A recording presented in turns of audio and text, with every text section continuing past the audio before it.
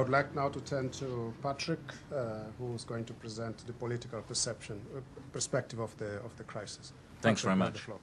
Well, I suppose in an obvious way, this crisis has got to have all sorts of political repercussions. And it's very tempting, actually, to look at the last year in Africa, where we've seen the resurgence of the military in Africa playing a big role. Look at the coup in Mauritania, look at the coup in Guinea-Bissau, look at the coup in Guinea-Conakry, look at what happened in Madagascar, and look at the brothers at war in Togo, just to name some obvious cases of military action, and look at the worsening situation in Sudan, Somalia, and Congo.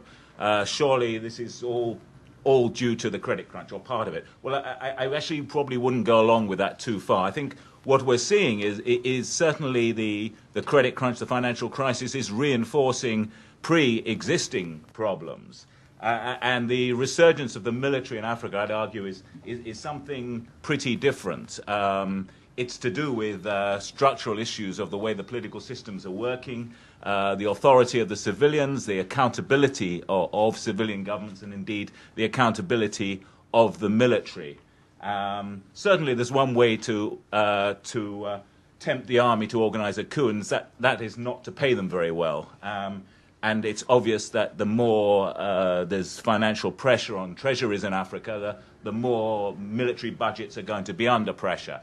And there may be a few reckless leaders who decide that they can cut the military budget and spend more on education and things like that. I don't know how long they're going to last if they try to do that. History tells us that it's not always a very smart thing to do. It's interestingly, actually, that the victims of the financial crisis, political victims of the financial crisis, have been Latvia and Iceland so far, with Greece coming a close third in terms of open political warfare.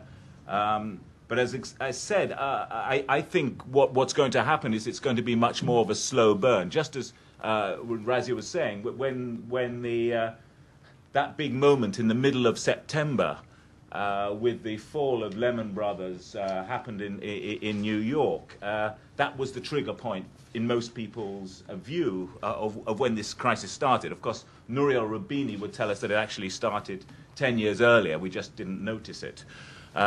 Especially those financial and political journalists amongst us fell asleep on the job somehow.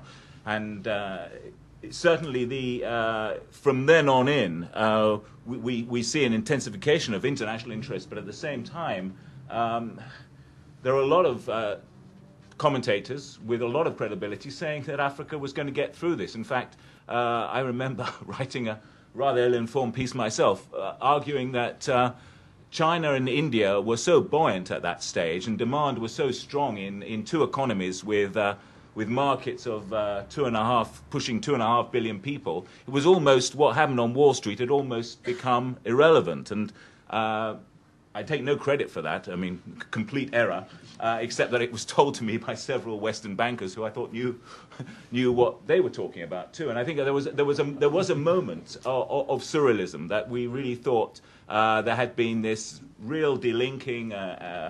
And that the East was going to be it's not going to be red, it was going to be black, actually, and well in the black, and the West was going to be well in the red, and somehow the East was going to pull Africa out of this. By the end of the year, it looked like that wasn't going to happen. We saw lots of Chinese companies pulling out of Congo, the smaller Chinese mining companies pulling out of Congo. We saw all the big Chinese deals being scaled back.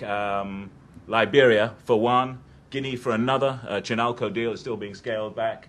The big Chinese deals in Congo, the big Chinese deals in Angola, ditto, and Sudan, the refinery deal in Sudan again. That's just China. India's followed a similar pattern, although India's investments in Africa are smaller than China's anyway, but again, the same pattern of pulling back. So the lesson from that is that the world isn't delinked, it's very much linked, and that the Asian demand and the dynamism of the East and South Asian economies, vital as it is to the future of Africa's economic development, is not enough to counter the failure of the Western financial system. and we've seen that as demand slumps for Africa's main exports to Europe and North America. So it's quite clear to me that the North American and European markets for African exports are still absolutely critical in terms of Africa's balance of payments and prospects for getting sustainability and growth and development with that. So that brings me to, there's a few factors I just wanted to talk about as how they relate to the political situation. The first is the depth and nature of the recession. And as I said, I think almost everybody was in denial when this thing started out, looking at development, partly because Africa seemed to be doing so well for the past decade. We had growth rates up to an average of 5.5%, according to the IMF, which is always slightly optimistic. For oil producers, it was up to, I think, about 8%. The latest IMF figures for the World Economic Outlook are down to 1.6% on average for Africa. That's a fall of 4 points, which is absolutely catastrophic for most economies, especially in Africa when you're looking at a very low base and low revenue collection and so on. And it seems to me that with the international system already some way behind what it had pledged in the way of economic resources for Africa in 2005, there's the great Gleneagles meeting that was going to pledge an extra $50 billion. There are already $25 billion behind that pledge.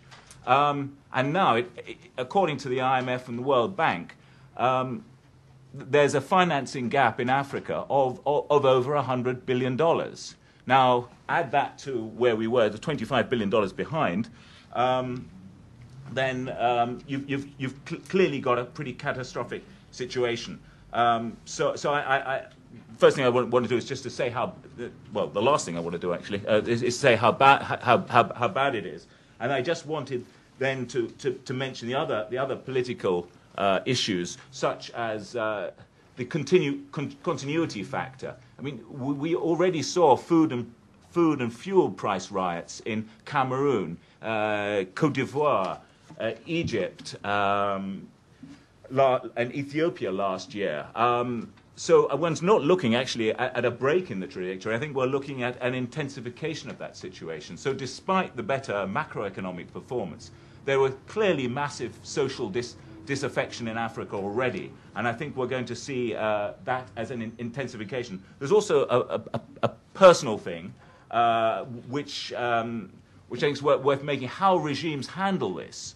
And in, say, in a country like Ghana, which is generally regarded as having an accountable political system and a responsible economic policy, I was there for the elections, and I thought one of the factors there was the stance of the regime was, this isn't a crisis that's a serious crisis anyway. We're going to get our way through it. And so, we don't need to cut down on the fuel for our Mercs and all the rest of it. And that really factored into a rejectionist vote, I think, and people in the cities, certainly in Ghana, were pretty appalled at the reaction of the regime to that. And I think that's probably, one of the first credit crunch elections where the regime's apparent disregard for the significance of this crisis lost them the election. Emphatically. Can I just make one final point, which is an international one? I think there are these moments in history, and I think this is obviously quite one of them on a world level. One of them is the importance of the international institutions opening up, democratizing. We've got Trevor Manuel heading this committee to try and open up and democratize the World Bank, the IMF, make it more representative. The former Mexican president, Zedillo, doing the same with the World Bank. And there's a lot of pressure on these institutions to be more accountable, to end this absurdity of China and India being locked outside of the G7 process as though their economies aren't absolutely essential to decision making. So that's changing. Africa's trying to get in on the act. I think that's incredibly important in terms of demand, and it's having some effect. And the attitude of the IMF to Africa has changed as a result of that. The sort of diktats you saw and disregard for social realities that you saw in the 1970s and 1980s, that won't work anymore. Those institutions are changing politically. And last thing I want to say, tax havens and the whole process of illicit transfers, which I think is one of the most serious problems faced by developing countries around the world. It's great to see that Barack Obama has put that on the agenda rather timidly yesterday, but I think it's the start of a much greater focus on these illicit transfers. And you're looking at a situation where Africa is losing $150 to $200 billion a year through illicit transfers. That's overpricing, transfer pricing, and deliberate mispricing, aided by a comprehensive international system of tax havens, many of which, in fact, are based within these United Isles. And so I think one of the good things out of this, we're going to see some more determined political action to address those sort of situations. Thank you, Patrick.